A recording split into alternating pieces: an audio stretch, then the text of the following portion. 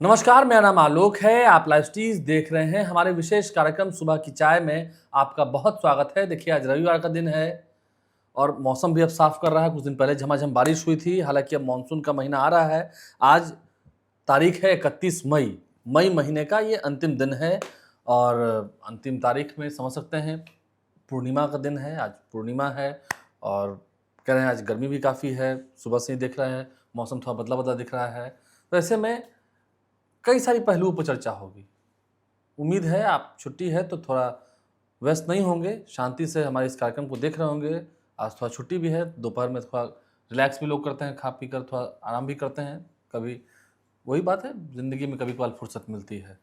तो ठीक है, हम बात करेंगे बिहार में जो सबसे बड़ी राजनीतिक खबर छन क्या रही है। राबड़ी देवी का सरकारी आवास 10 सर्कुलर रोड में जो उनका सरकारी आवास है उसे खाली कराया जाएगा।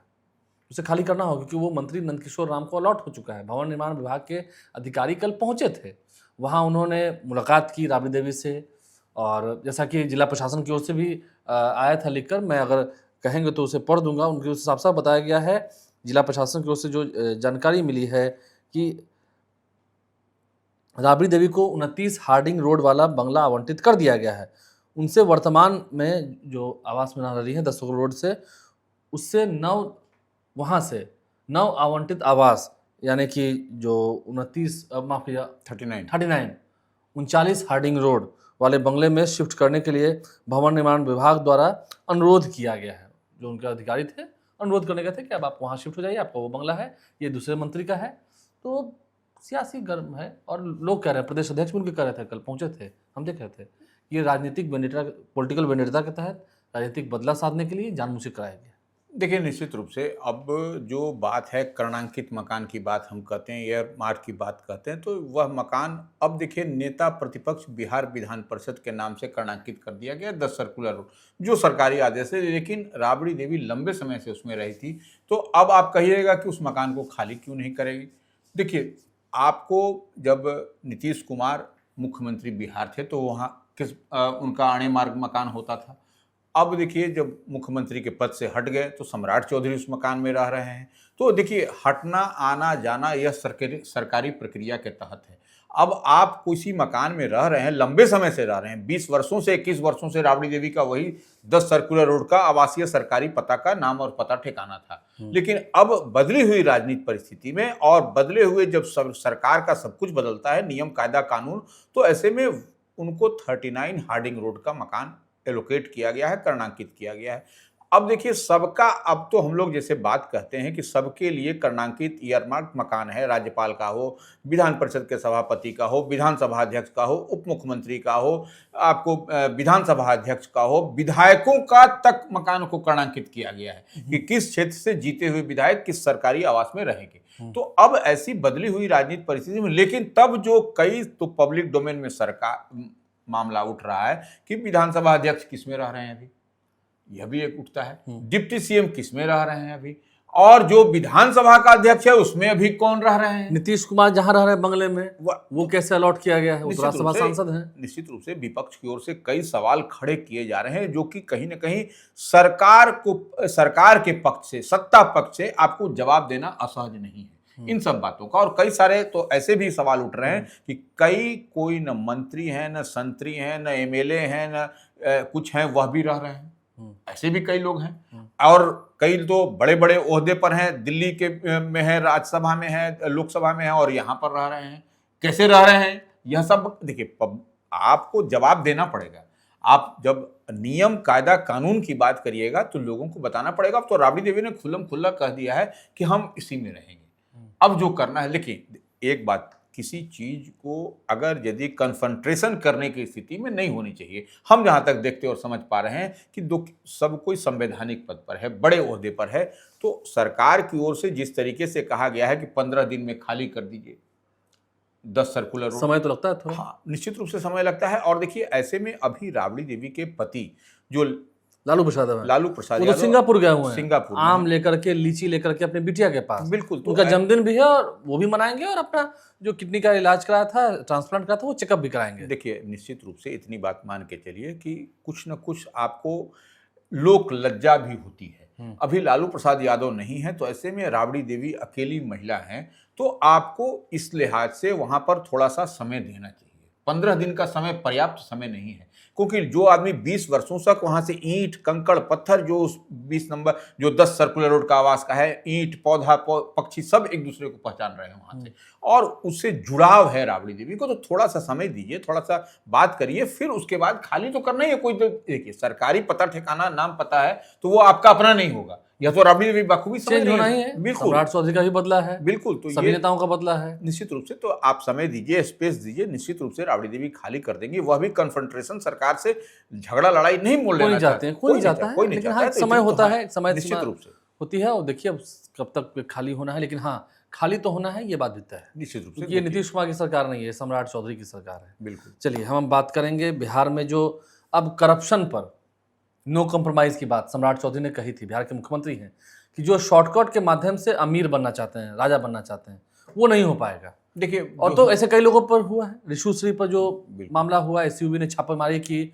और अब समझ सकते हैं रिमांड पर लिया गया, सभी बातें खुलकर आई हैं सामने में, और अब 2 आईएएस अधिकारियों को इसमें निलंबित किया गया। बिल्कुल जी, देखिए, आप इतनी बात समझ लीजिए कि सम्राट चौधरी की सरकार है, पहली बार, हम बार बार कहते हैं कि बिहार जैसे हिंदी पट्टी क्षेत्र में भारतीय जनता पार्टी की सरकार बनी। लंबे समय से आप याद करिए कि विजय सिन्हा ने पहले कहा था भारतीय जनता पार्टी के प्रदेश कार्यालय में, यह वीडियो फुटेज भी है, कि श्रद्धेय अटल बिहारी वाजपेयी का सपना तभी पूरा हो सकेगा जबकि भारतीय जनता पार्टी का अपना मुख्यमंत्री होगा। तो अब भारतीय जनता पार्टी का मुख्यमंत्री सम्राट चौधरी के रूप में मिले हैं बिहार को, और अब देखिए जो स्थिति परिस्थिति बन रही है। आपको हम लोग बार बार कहते हैं कि नीतीश कुमार क्राइम, करप्शन और कम्युनलिज्म से समझौता नहीं करते, तो निश्चित रूप से क्राइम और करप्शन, यह तो आपको यूएसपी है सम्राट चौधरी की, इस पर काम करते हुए दिखाई पड़ रहे हैं। और आपने देखा भी कि जब आप करप्शन करिएगा तो 2 बड़े आईएएस अधिकारी को नाप दिया,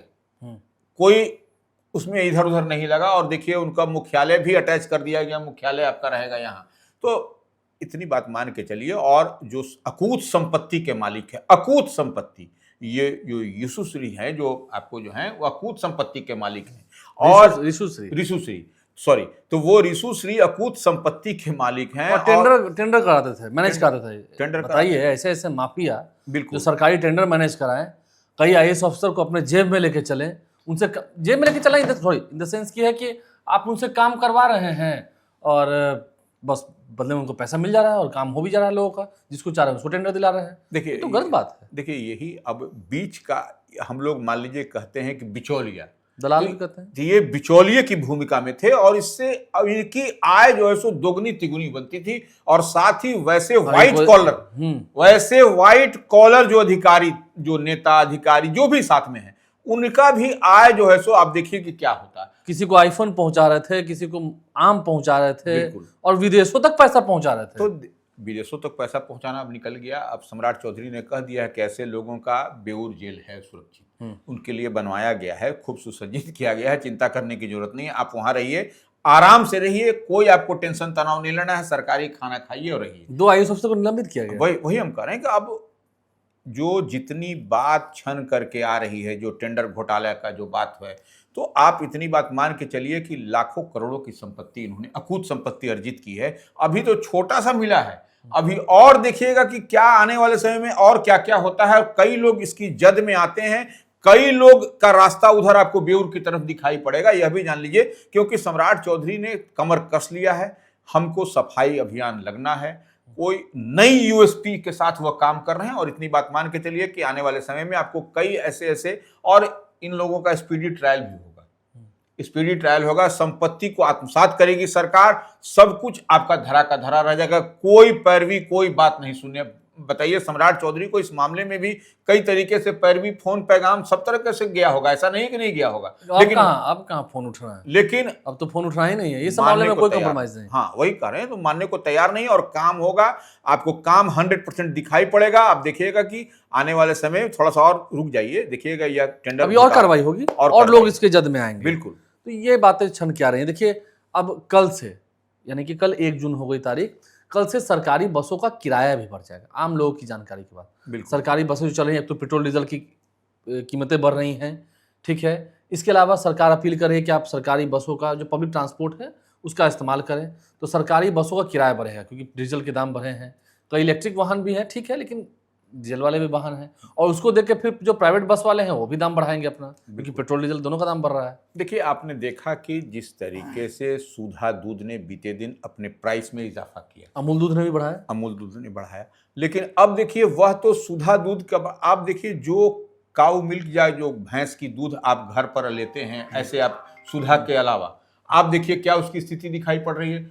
उन लोगों ने भी अपनी राशि जो है सो उसमें भी इजाफा कर दिया है, उसमें भी इजाफा कर दिया है। वो आपको जैसे मान लीजिए 60 रुपये था तो वो 70 रुपये हो गया। तो वो देखिए अब धीरे धीरे बढ़ रहा है, प्राइस का दर बढ़ा। अब निश्चित रूप से आपको डीजल का रेट बढ़ा, आपको पेट्रोल का डीजल, तो निश्चित रूप से जो पब्लिक ट्रांसपोर्ट की बात होती है उसका भी इजाफा, बस का भी किराया बढ़ेगा, सब कुछ बढ़ेगा, आपके पॉकेट पर बोझ बढ़ेगा, ये इतनी बात मान के चलिए। और तो और देखिए, जब ट्रांसपोर्ट कॉस्ट बढ़ेगा तो आवश्यक उपभोक्ता की सामग्री जो रोजमर्रे के में इस्तेमाल होती है उसका रेट भी बढ़ेगा, क्योंकि वो तो सब्जियों के दाम, चावल दाल सबके दाम, सब कुछ, चावल दाल घी तेल माचिस तेल साबुन सबका रेट बढ़ जाएगा। अब देखिए क्योंकि ट्रांसपोर्टिंग कॉस्ट कहां से देगा, कोई व्यवसायी अपने पॉकेट से तो देगा नहीं, जब देगा तो उसी में से आपकी हमारी पॉकेट से ही देगा। तो निश्चित रूप से उन सब पर भी रेट बढ़ने वाला है, उन सब पर भी रेट बढ़ने वाला है। बिल्कुल, ये बड़ी बात जो छान की आ रही है। देखिए कल से बिहार विधान परिषद की जो 9 सीटें हैं और एक उपचुनाव जो हो रहे हैं, 10 सीटों पर अधिसूचना जारी कर दी जाएगी। बिल्कुल, अब तो कैंडिडेट्स के नाम फाइनल करने होंगे, क्योंकि कुछ कैंडिडेट्स तो दिख रहे हैं, दीपक प्रकाश, इसके अलावा निशांत कुमार, ललन महतो का भी नाम आ रहा है, राजीव कुमार जो कि तारापुर वाले थे, बिल्कुल, जो पूर्व विधायक थे उनका भी नाम आ रहा है सामने में, प्रेमरंजन पटेल का नाम आता है सामने में। तो इन लोगों का तो दिखता है, और भी कई से लोग हैं, लोजपा से कौन होंगे ये देखना होगा। बिल्कुल, तो देखिए कई सारे नामों की चर्चा है, अब उहापोह की स्थिति बनी हुई है और समय भी कम है। समय भी कम आरजेडी है। से कौन, देखिए आरजेडी से कौन और जीतन राम मांझी की पार्टी से कौन, वह सम्राट चौधरी से मिल करके एनडीए के अंदर भी उन्होंने पारा बढ़ा दिया है, इतनी बात मान के चलिए। तो ये अब वहां पर कैसे होगा, नहीं मिलेगा, क्या होगा, 10 तरह की बात। लेकिन आरजेडी में भी बड़ा पेंच फंस गया है। आरजेडी में पेंच फंसा हुआ है कि जो एक सीट है जो सुनील कुमार सिंह और मोहम्मद फारूक की जो 2 सीट पर खाली हो रही है, उसमें किसको, मोहम्मद फारूक को या सुनील सिंह को, आपको इसको देखना पड़ेगा, या फिर किसी अन्य को परिवार से ही आरजेडी भेजती है। तो वैसे में तो फिर और दिक्कत होगी। बिल्कुल, तो ये देखिए हम फैसला उनका है, निश्चित तेजस्वी यादव का फैसला है जो कार्यकारी अध्यक्ष हैं। बिल्कुल, लेकिन हाँ, एनडीए में भी अभी है, तैयारी है, क्या कौन क्या, बिल्कुल, और उसके बाद फिर आयोग बोर्ड में उनको जगह दिया जाएगा। लेकिन आपको कल से जब नोटिफिकेशन होगा तो नॉमिनेशन की प्रक्रिया कल से शुरू हो जाएगी, इतनी बात मान के चलिए। ये 8 जून तक कराना है, उससे पहले 8 जून तक कराना है, निश्चित, तो 8 दिन का ही समय है, यानी कि इस हफ्ता में सब हो जाना है। चलिए, आप लाइव से साथ बने रहें। सुबह के चाय के इस विशेष कार्यक्रम में आपने जो जाना है, खबरों का सिलसिला तो दिन भर जारी रहेगा। क्या कुछ हमने आपको बताया है, क्या कुछ डेवलपमेंट होता है, क्या कुछ सड़कों पर हंगामा होगा, तमाम चीज़ों से आपको अवगत कराएंगे। हमारे चैनल को सब्सक्राइब कर लें, साथ साथ फेसबुक पेज भी लाइक करें। धन्यवाद।